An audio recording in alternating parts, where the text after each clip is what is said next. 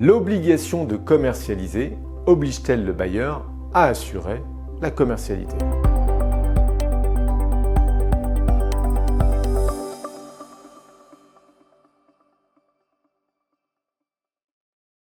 Le bailleur n'est pas tenu d'assurer la commercialité d'un local situé en centre commercial, à moins qu'une clause particulière ne soit prévue au terme du bail.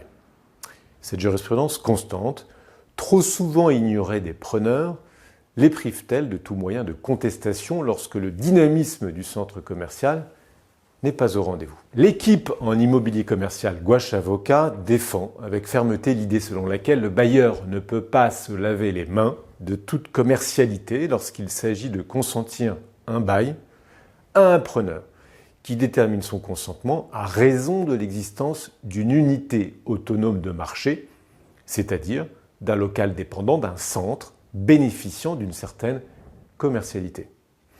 Et si l'obligation d'assurer la commercialité n'est pas comprise dans l'obligation de délivrance, et si elle n'est que très rarement exprimée dans le bail, elle découle généralement des autres clauses. Il s'agit donc d'ouvrir les yeux. Ainsi, la piste proposée dans la décision commentée a retenu notre attention et aurait dû prospérer.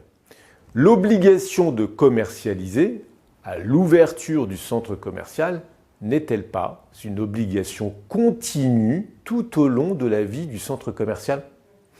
Cette obligation de commercialiser ne doit-elle pas être assimilée à l'obligation d'assurer un certain dynamisme commercial? Ne s'agit-il pas en réalité de la même obligation? Quels étaient les faits de l'espèce?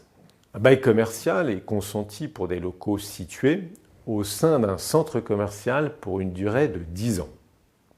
Le bailleur assigne le locataire devant le juge des référés du tribunal judiciaire aux fins d'obtenir une provision à valoir sur les loyers, charges et accessoires impayés.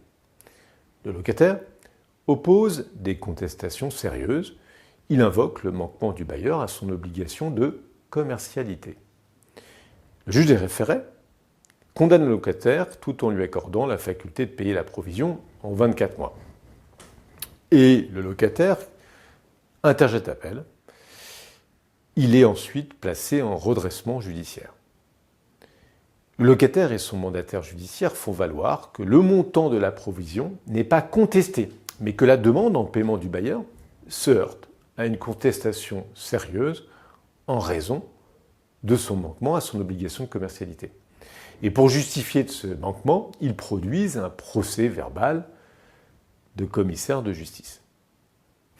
Le bailleur expose que le contrat ne met pas d'obligation de commercialité à sa charge et rappelle la jurisprudence de la Cour de cassation selon laquelle le bailleur d'un local situé en centre commercial dont il est propriétaire n'est, à défaut de stipulation particulière du bail, pas tenu d'assurer la bonne commercialité du centre. Selon la Cour d'appel, le premier juge a considéré à bon droit que la contestation du bailleur n'est pas sérieuse. Elle rappelle que la jurisprudence de la Cour de cassation est constante. En vertu de l'article 1719 du Code civil, le bailleur est tenu de délivrer la chose louée. Il doit entretenir cette chose en état de servir à l'usage pour lequel elle a été louée. Et cette délivrance n'inclut pas l'obligation d'assurer la commercialité, sauf clause contraire. La Cour d'appel constate que le bail oblige le bailleur à mettre en œuvre tous les moyens à sa disposition pour commercialiser les locaux du centre. Cependant, elle ne s'interroge pas sur la question de savoir si cette obligation de commercialiser ne correspondait pas à une obligation d'assurer la commercialité. Elle l'évacue trop rapidement au motif que le bail mentionne expressément que le bailleur ne garantit pas aux exploitants une quelconque commercialité, un taux d'occupation ou un quelconque chiffre d'affaires. Or, si l'on comprend à la lecture des clauses du bail que le bailleur n'a pas souhaité s'engager sur un niveau de commercialité compte tenu des aléas économiques, de l'économie nationale ou internationale, ou de la zone d'implantation du centre ou de la concurrence. L'on comprend aussi que le bailleur s'est en toute hypothèse, et cela n'est pas contestable, engagé dans le cadre d'une obligation de commercialiser. la Cour d'appel ne pouvait pas, dans le même temps, sans se contredire, relever l'obligation de commercialiser et exonérer le bailleur de celle-ci. La contestation soulevée était sérieuse et le juge des référés aurait dû, à notre sens, se déclarer incompétent au bénéfice du juge du fond. Si l'obligation d'assurer une certaine commercialité n'est pas comprise dans l'obligation de délivrance selon la jurisprudence, l'obligation d'assurer une certaine commercialité découle des autres clauses du bail, par exemple de l'obligation de commercialiser ou de l'obligation de promouvoir des actions marketing. Certes, le bailleur n'est pas tenu d'une obligation de résultat au titre de la commercialité. Cependant, et à tout le moins, il est tenu d'une obligation de moyens. Et le juge des référés aurait dû s'interroger sur la question de savoir si le bailleur n'avait pas manqué à ses autres obligations, notamment la commercialisation et la promotion, lesquelles participent manifestement au dynamisme d'un centre commercial.